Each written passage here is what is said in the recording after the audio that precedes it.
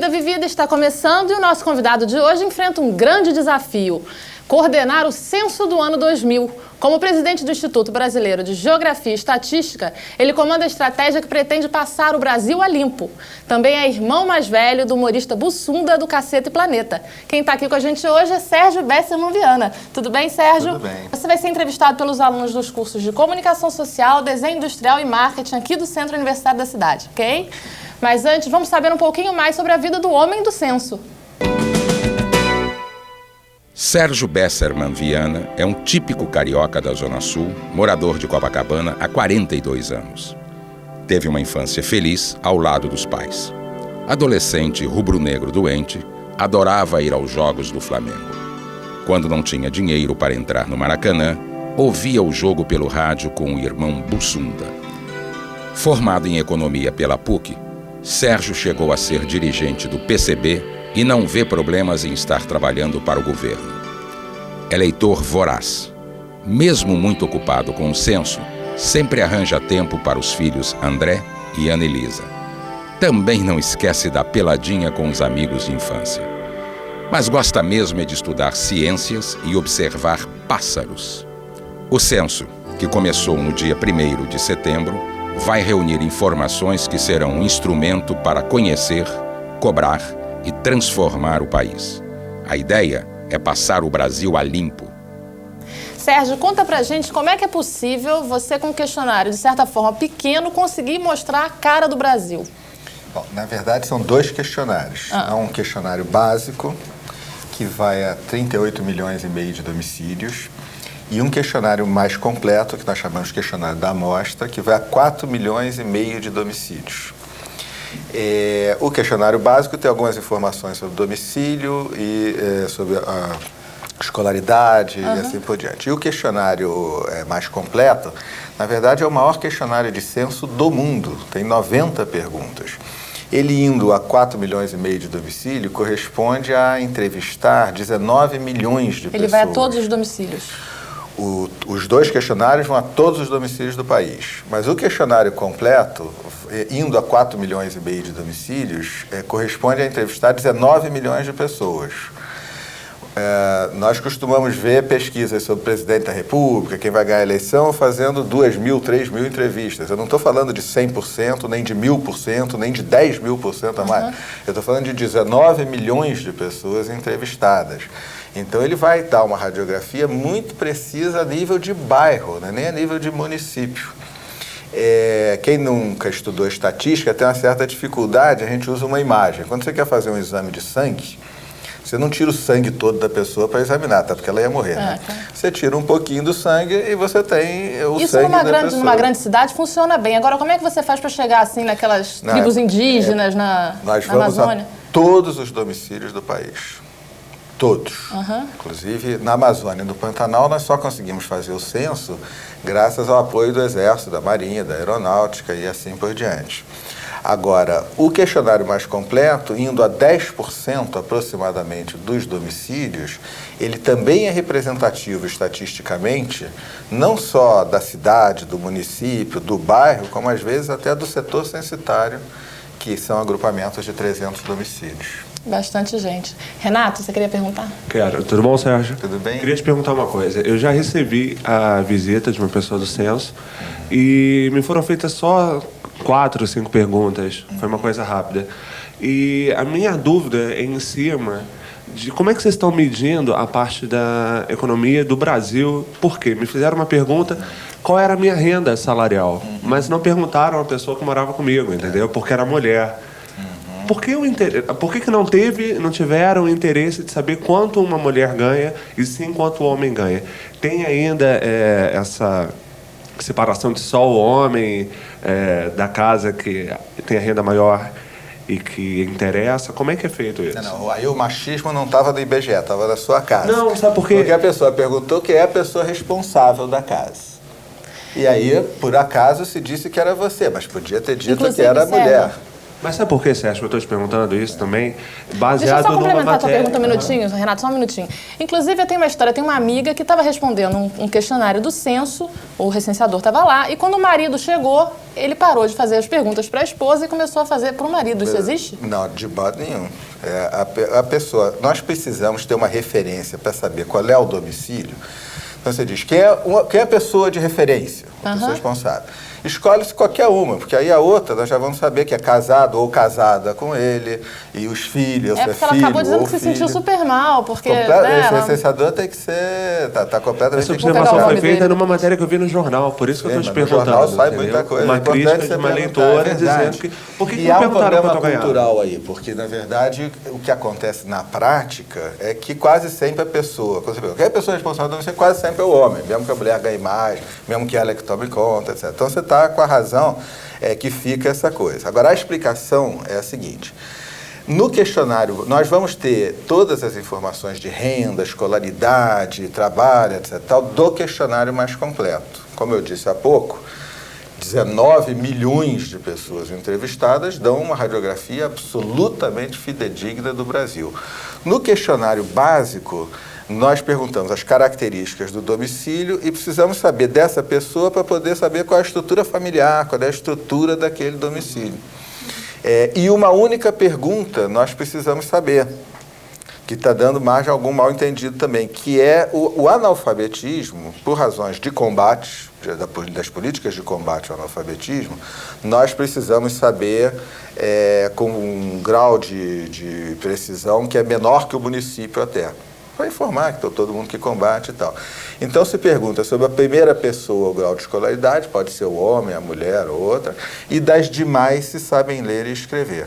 Agora, o retrato completo vem do questionário completo, esse aqui, que entrevista 4 milhões e meio de domicílios, 19 milhões de pessoas. Esse é o primeiro questionário que as pessoas recebem quando vai o recenseador em casa? É esse, não? É aleatório. Então, tá. Ele tem uma espécie de sorteio e o recenseador ele aplica, na maior parte dos domicílios, o básico e em cerca de 10%, mas organizado de acordo com o desenho amostral, com técnicas estatísticas, o questionário completo. Não existe essa diferenciação do salário do homem ou da mulher? De modo algum. Quer dizer, com essas 19 milhões de entrevistas, nós vamos ter salário do homem, da mulher, de outras pessoas da família, etc, etc. Ok. Obrigado. Isso aí, a gente vai dar uma paradinha e voltamos já já com Vida Vivida hoje, Sérgio Bessermann.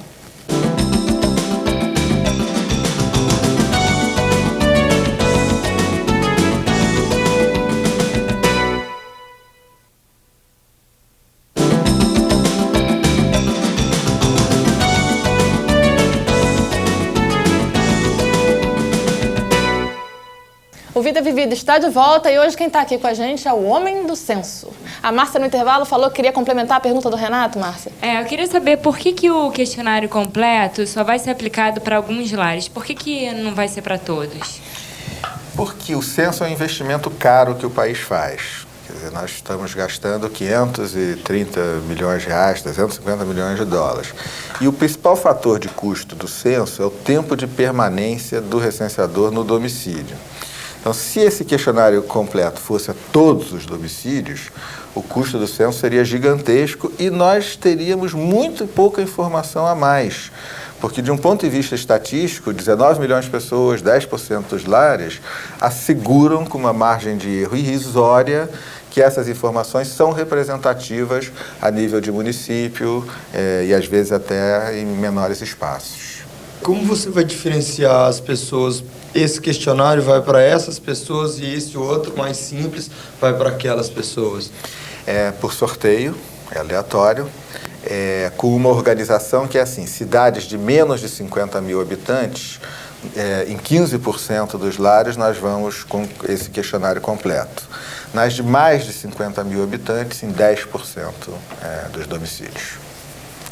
Deixa eu fazer uma pergunta, Sérgio. Todo mundo fala que o censo é importante e tal, mas você podia explicar para a gente na prática, realmente, o que o censo mede, por que ele é tão importante para o nosso país? Ok. O censo é o retrato mais completo do país. Outras pesquisas que o IBGE faz, como, por exemplo, a Pesquisa Nacional de Amostra por Domicílios, a PNAD, ela vai a 100 mil domicílios, corresponde a entrevistar 380 mil pessoas. A PNAD dá aquelas informações iguais às do censo, mas a nível de estado e do país, e algumas regiões metropolitanas.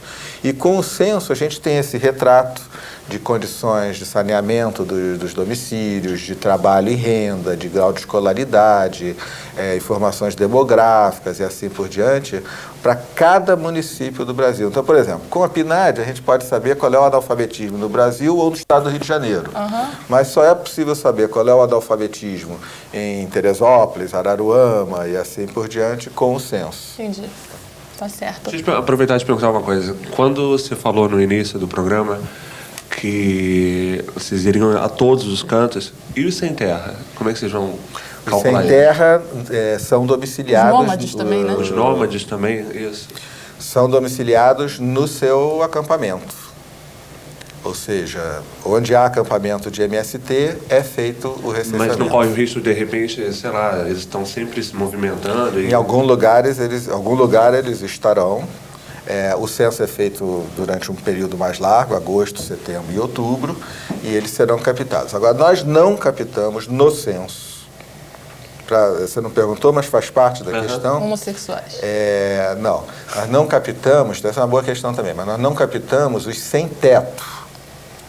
Se a pessoa tem um domicílio debaixo de um viaduto, de papelão que seja, está lá provisório, ele é recenseado.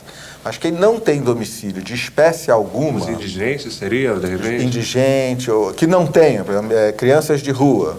Se ela tem um domicílio, como a maioria tem, na periferia, assim por diante, mas de repente não seriam esses que precisariam mais dos dados? Mas esses têm que ser pegos com outro tipo de pesquisa. Porque o censo, sendo domiciliar no Brasil e em qualquer lugar do mundo, a metodologia dele não permite pegar o sem teto. O recenseador passa, ele vai com o mapinha dele e vai passando pelos domicílios. Não tem como ele ir buscar a população que ele não sabe onde está e nem saber se ela já foi recenseada antes e assim por diante. Então, é outro tipo de pesquisa com outra metodologia. Agora, por que você falou, quando ela falou do homossexual, você falou, essa é uma boa pergunta, tem alguma discriminação? Não, porque nós temos debatido com movimentos representantes dos homossexuais, houve uma demanda do professor Luiz Motti, lá da Bahia, e a razão, quer dizer, nós pesquisaremos, por exemplo, as uniões homossexuais, casais, porque chega o questionário, o básico, primeira pessoa é um homem, segunda pessoa é um homem. Aí pergunta para ele, qual a sua relação com a primeira pessoa? Cônjuge ou companheiro, um casal homossexual. Eu acho que, inclusive, como não é um número que a gente deva ver sem alguma reserva, porque talvez as pessoas ainda não respondam abertamente essa questão. Agora, nós entrevistamos uma pessoa por domicílio, como alguns de vocês já foram recenseados. Não há como exigir que essa pessoa que é entrevistada saiba qual é a opção, qual é a orientação, ou que diga, mesmo que saiba, das demais pessoas do domicílio. Isso é um direito pessoal e intransferível de cada um. Então, esse tipo de investigação também exige outra metodologia. E acontece da pessoa se negar a receber o recenseador? A imensa maioria do povo brasileiro recebe o recenseador e o pesquisador do IBGE, nós fazemos muitas pesquisas o tempo todo, recebe com educação, quer falar mais do que ele está perguntando, serve cafezinho, quer conversar. Brasileiro é tudo assim, né? Agora, nem tudo, porque na elite, no pessoal de alta classe média, nós temos dificuldades. Dificuldade por falta de tempo, por não dar importância ao assunto ou coisa desse tipo. Mas que no censo tem corrido muito bem com o apoio da mídia, com o apoio de programas como esse. As coisas têm dado. Agora, a Juliana quer fazer uma pergunta. Existe alguma dificuldade para recensear assim, os brasileiros? Olha, não é um país fácil de fazer censo, porque é um país muito grande. O Canadá é do tamanho do Brasil, um pouquinho maior, mas tem 30 e poucos milhões de habitantes. Nós somos um país muito grande, com 167 milhões de habitantes, o censo é que vai dizer exatamente. Então, existem dificuldades, é uma logística, é uma operação de guerra. Existem dificuldades de transporte de material, de fazer o mapa. Nós conseguimos colocar no computador o mapinha de cada recenseador, com muita exatidão.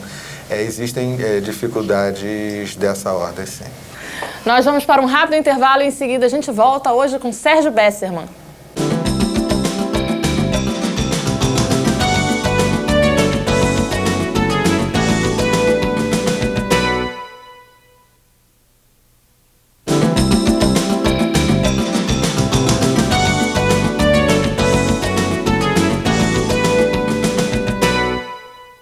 Estamos de volta para o último bloco do Vida Vivida e o nosso entrevistado de hoje é o presidente do IBGE, Sérgio Bessermann. Sérgio, você podia dizer para a gente, esse censo está tendo um tempo recorde, né, de resultados. O que você podia dizer para a gente sobre isso? A diferença desse censo é que com a tecnologia que é disponível hoje, nós vamos poder fazer leitura ótica dos questionários usando scanners e apurar os resultados e disponibilizá-los para a sociedade muito rapidamente. Então, ainda nesse ano, daremos o resultado da população do Brasil e de cada município. Ao longo de 2001, todos os resultados do questionário básico e, até o final de 2002, os resultados completos do censo. Um pouquinho de 2003. Os resultados finais estarão sempre disponíveis na página do site do IBGE. Nós vamos poder consultar a qualquer momento. Isso, porque a missão do IBGE é retratar a realidade, mas se você retrata e guarda o retrato na gaveta, não serve para nada. E hoje a internet propicia isso, então a gente tem um meio para disponibilizar os resultados do censo muito rapidamente e acessível amplamente para todos. Isso aí, Cristiane. Sérgio, eu queria te perguntar uma coisa. Como é que é a tua relação com um humorista conhecido como Bussunda, você que seria assim o homem do censo? Né? Isso é boa. Uma relação de irmão mais velho. Uma vez eu disse para ele que eu era melhor humorista do que ele era economista. Mas ele foi rápido e disse, não tem a menor dúvida, inclusive a economia brasileira é uma boa piada. Agora, o pessoal do Cacete Planeta tem a minha idade, eles são meus amigos e do meu irmão Marcos, que é pesquisador da Fiocruz. Eles sempre foram nossos colegas. O Cláudio Bussunda é uns 5 anos mais novo, mas como fez comunicação, muito criativo e conhecia ele. E eles já fizeram alguma gozação com você no programa, ou pretendem fazer? Fizeram uma gozação, fizeram um quadro não, comigo pessoalmente não, fizeram com o censo, né? Fizeram No Limite, aí fim do mundo, chega o recenseador todo feliz. E eles comem o recenseador, porque não tem nada para comer lá, mas reclamam que está duro, porque com o que o IBGE paga, tinha que estar duro mesmo. É isso aí. Deixa eu te perguntar uma coisa. Com essa correria toda, essa preocupação toda em calcular, em termos de cuidar um pouco do Brasil, dá tempo para sair, para fazer outra coisa? Tem que dar, porque senão a produtividade no trabalho cai. Quer dizer, eu não tenho nada contra os workaholic, mas eu acho que você rende muito mais no trabalho se você tem uma cabeça ampla, interesses variados e reserva seu tempo para você, para quem você gosta, para as coisas que você gosta. Então, primeiro eu não abriria mão disso, mas olhando mais para o trabalho, isso é importante. Você rende muito mais, né? Agora me conta um negócio de pássaros. Que história é essa de pássaro? Gosta de observar? Eu gosto de observar pássaros. É um hobby. Eu sou quase um profissional de ver pássaros. O Bussunda me mostrou outro dia uma revista que identificava esse esporte de ver pássaros como o 4º mais perigoso do mundo em acidentes. Aí ele olhou e falou, como é que é isso? Não pode ser. Aí depois eu me toquei, porque a gente está no meio do mato de binóculo, vendo o passarinho, opa, e cai, tropeça, e assim por diante. Mas o Brasil é um país riquíssimo em pássaros, então realmente... Mas eu soube que você gostava de pássaros urbanos, né? O que... Não, eu entro no mato, eu vou a muitos lugares do Brasil, aproveito viagem do IBGE, às vezes levo o binóculozinho, que de manhã cedo é a melhor hora para ver, quer dizer, eu aprendi a identificar as espécies de pássaros, e é um treino. Você sai aqui na rua, quem não treinou vai ver 3, 4 tipos. E uma pessoa que conhece vai ver 20, 30. Você tem algum outro hobby, alguma coisa? Jogar futebol, mas isso não é hobby, né? Isso é um exercício. Isso é um esporte. Um esporte, uma coisa muito séria. Uma obrigação. Acompanhar o Flamengo e ler muito. Ler tudo que me interessa, eu leio. Sérgio, eu soube que sua primeira experiência em pesquisas foi descobrir qual era a melhor esfirra do Rio de Janeiro. Qual foi o resultado dessa pesquisa? Essa é uma pesquisa que eu fiz com o Bussunda. Nós saímos e durante semanas a gente ia a lugares, vários bairros. Rua da Alfândega. Agora já passou. Naquele tempo ganhou aquela da galeria do do Largo do Machado. No Senhor do Espaço. Ainda é muito Era boa. quantas lanchonetes visitadas por dia? Naquele tempo eu não trabalhava no IBGE ainda, então a gente não guardou as estatísticas. Tá, mas olha, Essa pesquisa é boa. Quando tiver algum, me chama que eu vou participar. Como é que você faz a seleção das pessoas que vão visitar as casas, né? Foi um grande... Qual é a exigência básica?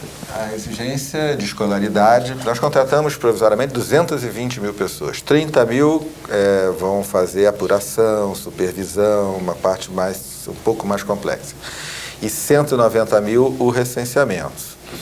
Foi um concurso, concorreram 720 mil pessoas e a gente procurou organizar o recenseador de modo que ele trabalhe perto, na comunidade que ele vive, porque isso ajuda, facilita muito. Minha única preocupação com a qualidade do censo foi exatamente um colega do meu filho faz comunicação, e tem um colega que é quase filho também, que vive lá em casa sempre. Outro dia eu cheguei e perguntei, André, meu filho, cadê o Igor? Ele disse, o Igor falou que ia dormir um pouco, depois ia dar uma recenseada e depois passar... Esse negócio de dar uma recenseada. Acabou. Tava muito bom, mas acabou. Chegamos ao final de mais um Vida Vivida. Hoje aqui com o nosso querido Sérgio Bessermann. E você também pode participar. É só mandar um e-mail para tvuniversidade@universidade.edu, tá bom? Queria agradecer, foi ótimo. A gente tinha muita pergunta para te fazer, não deu tempo. Passou todo muito mundo rápido. aqui. Eu é que agradeço, foi muito prazeroso. E os alunos também aqui dos cursos de Comunicação Social, Marketing e Desenho Industrial, ok? Até o próximo Vida Vivida.